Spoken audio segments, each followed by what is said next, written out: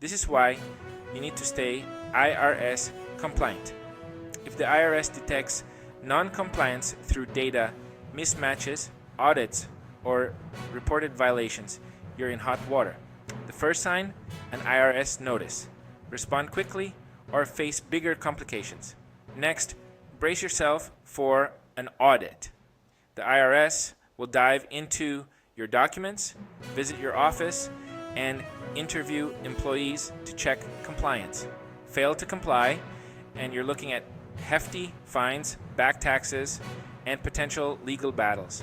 But it doesn't stop there. Non-compliance can tarnish your reputation, causing lost trust and negative publicity. So what's the solution? Implement strong compliance programs and IT solutions to keep issues at bay and ensure you stay compliant. Remember, staying on the IRS's good side isn't just about avoiding penalties. It's about safeguarding your business's future. Don't let non-compliance trip you up. Act now, stay compliant, and keep your business thriving. Stay smart, stay compliant.